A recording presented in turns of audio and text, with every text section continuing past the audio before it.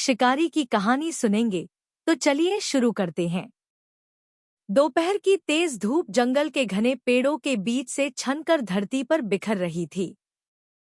जंगल में हर तरफ सन्नाटा था, लेकिन इस सन्नाटे के पीछे एक रहस्य छिपा हुआ था। यहाँ के जानवर हमेशा सतर्क रहते थे, क्योंकि इस जंगल में एक खतरनाक शिकारी आया करता था।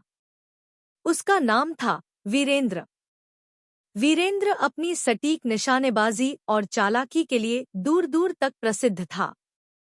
वह जंगल में अकेले जाता और बिना कोई शोर किए शिकार कर लाता।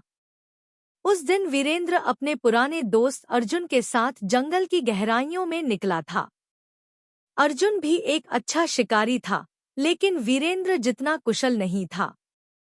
दोनों ने अपनी बंदूकें कंधों पर टांगी और जंगल के रास्तों पर चल पड़े।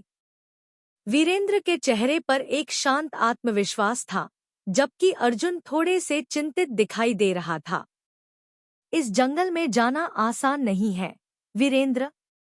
यहाँ के जानवर और ये घना जंगल दोनों ही खतरनाक हो सकते हैं, अर्जुन ने चलते चलते कहा।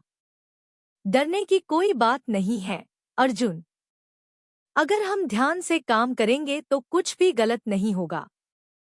तुम बस मेरे पीछे चलते रहना, वीरेंद्र ने मुस्कुराते हुए उत्तर दिया। दोनों शिकारी धीरे धीरे जंगल के और भीतर चले गए। पेड़ों की छाया ने वातावरण को ठंडा कर दिया था, लेकिन अंदर एक अजीब सा डर भी फैल रहा था। वीरेंद्र की नजरें लगातार चारों ओर घूम रही थी, किसी भी हलचल का अंदाजा लगाने के लिए। कुछ देर बाद उन्हें एक छोटे तालाब के पास कुछ जानवरों के पैरों के निशान दिखाई दिए। यहाँ से हाल ही में एक बड़ा जानवर गुजरा है, वीरेंद्र ने फुसफुसाते हुए कहा। उसकी आंखें चमक उठीं। अर्जुन ने भी निशान देखे और उसकी भी उत्सुकता बढ़ गई। क्या ये बाघ के पैरों के निशान हैं? अर्जुन ने उत्साह से पूछा। शायद, वीरेंद्र ने कहा। यह बहुत बड़ा जानवर है, हो सकता है बाघ ही हो। हम अब सावधानी से आगे बढ़ेंगे। दोनों ने धीरे धीरे कदम बढ़ाए। वीरेंद्र का अनुभव और अर्जुन की सतर्कता अब दोनों को एक अज्ञात रोमांच की ओर ले जा रही थी। जंगल की हवा भारी होती जा रही थी और पेड़ों की ससराहट के बीच दूर से किसी बड़े जानवर की धीमी आवाज सुनाई दी।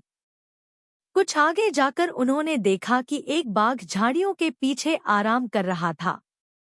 उसकी पीली काली धारियां उसे छिपाने का अच्छा काम कर रही थी, लेकिन वीरेंद्र की तीखी नजर ने उसे देख लिया था। अर्जुन, यह सही मौका है। तुम दाईं ओर जाओ और मैं बाईं ओर से इसे घेरता हूँ, वीरेंद्र ने धीरे से कहा। अर्जुन ने सिर हिलाया और धीरे धीरे अपने कदम बढ़ाने लगा। वीरेंद्र ने अपनी बंदूक संभाली और एक पेड़ की आड़ में छिपकर बाघ की हरकतों पर नजर रखने लगा। बाघ अब भी अपने आराम में था, उसे शिकारी की मौजूदगी का आभास नहीं था। लेकिन तभी अर्जुन के कदमों से एक सूखी टहनी टूट गई। उस हल्की सी आवाज ने बाघ को सतर्क कर दिया। उसकी आंखें तुरंत चौकन्नी हो गईं और उसने गरजते हुए अपनी जगह से छलांग लगाई। भागो, वीरेंद्र ने अर्जुन को चिल्लाते हुए कहा, लेकिन अर्जुन के कदमों में जड़ता आ गई थी। वह डर से वहीं ठिठक गया था। बाघ ने अपनी गरज से पूरी हवा में भय फैला दिया। वीरेंद्र ने बिना समय गंवाए अपनी बंदूक से निशाना साधा, लेकिन बाघ की गति इतनी तेज थी कि वह उसकी रेंज से बाहर हो चुका था। बाघ तेजी से अर्जुन की ओर बढ़ रहा था। वीरेंद्र ने तुरंत दूसरी गोली चलाई, लेकिन इस बार भी निशाना चूक गया।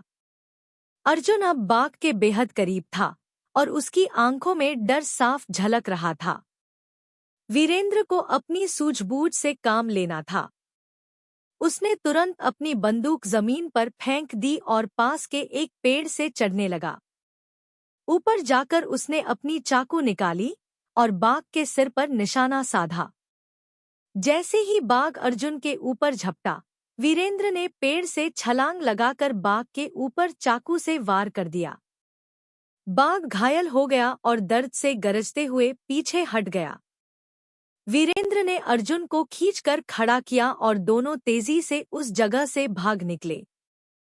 कुछ देर बाद दोनों एक सुरक्षित जगह पर पहुंचे और हांफते हुए जमीन पर बैठ गए। अर्जुन की आंखों में कृतज्ञता और भय दोनों थे। मैं मर ही जाता, वीरेंद्र। तुमने मेरी जान बचाई, अर्जुन ने कांपती आवाज में कहा। हम शिकारी हैं, अर्जुन, लेकिन हमें हमेशा यह याद रखना चाहिए कि जंगल हमारे साथ खेल नहीं करता। यहाँ की हर गलती भारी पड़ सकती है, वीरेंद्र ने गंभीरता से उत्तर दिया। उस दिन के बाद अर्जुन ने वीरेंद्र से बहुत कुछ सीखा। वीरेंद्र ने उसे समझाया कि जंगल का सम्मान करना जरूरी है। केवल शिकार करना ही नहीं, बल्कि उसकी रक्षा करना भी शिकारी का कर्तव्य है। इस घटना के बाद वीरेंद्र के मन में भी बदलाव आया। उसने महसूस किया कि शिकार करना केवल एक खेल या साहसिक कार्य नहीं है, बल्कि यह एक बड़ी जिम्मेदारी है। जंगल के जानवरों की सुरक्षा और संतुलन बनाए रखना उतना ही महत्वपूर्ण है जितना कि शिकार।